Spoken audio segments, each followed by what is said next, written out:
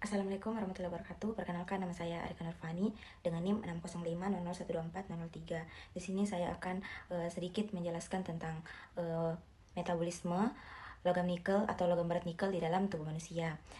Sedikit saya jelaskan, logam berat itu merupakan unsur yang sangat banyak ditemukan di lingkungan dan dapat masuk ke dalam tubuh manusia melalui berbagai cara. Salah satunya itu yang sering dijumpai itu logam berat jenis nikel.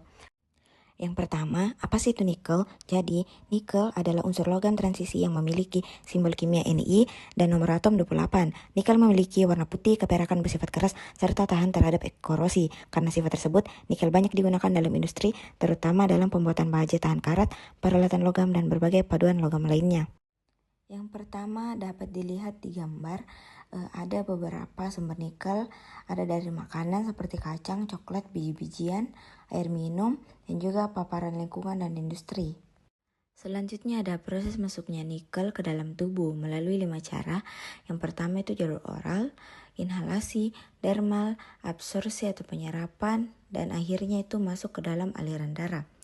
Selanjutnya ada distribusi nikel ke dalam tubuh. Setelah diserap, nikel akan masuk ke dalam aliran darah. Di dalam darah, nikel biasanya akan berikatan dengan protein plasma terutama albumin, sehingga dapat diangkut menuju berbagai jaringan tubuh. Nikel kemudian didistribusikan ke beberapa organ penting seperti hati, ginjal, paru-paru, dan tulang. Metabolisme nikel dalam tubuh melibatkan berbagai proses kimia dan biologis setelah didistribusikan ke jaringan tubuh. Nikel dapat berinteraksi dengan protein dan enzim tertentu.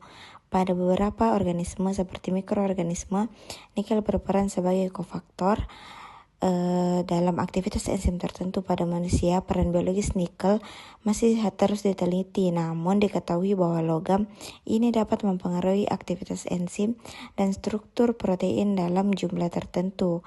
Tubuh memiliki mekanisme detoksifikasi untuk mengurangi efek berbahaya dari logam berat, termasuk nikel. Proses ini melibatkan pengikatan nikel oleh protein tertentu sehingga dapat mengeluarkan efek toksiknya sebelum dikeluarkan dari tubuh. Yang terakhir dari metabolisme nikel dalam tubuh itu ekskresi nikel dari tubuh. Setelah mengalami proses metabolisme, nikel akan dikeluarkan dari tubuh melalui beberapa jalur. Jalur utama ekskresi nikel adalah melalui urin. Ginjal memiliki peran penting dalam menyaring darah dan mengeluarkan zat-zat yang tidak dibutuhkan oleh tubuh. Selain melalui urin, nikel juga dapat dikeluarkan melalui feses dalam jumlah tertentu. Sebagian kecil nikel juga dapat dikeluarkan melalui keringat. Lama waktu nikel berada dalam tubuh itu tergantung pada jumlah yang masuk serta kondisi kesehatan individu. Semakin besar jumlah paparan, maka semakin lama waktu yang dibutuhkan tubuh untuk mengeluarkannya.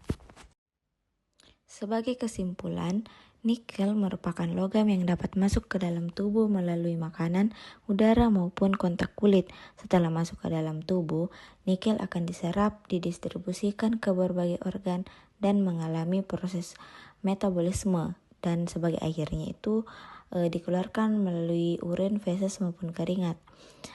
Cukup sekian dari saya. Terima kasih telah menyimak video ini. Wassalamualaikum warahmatullahi wabarakatuh.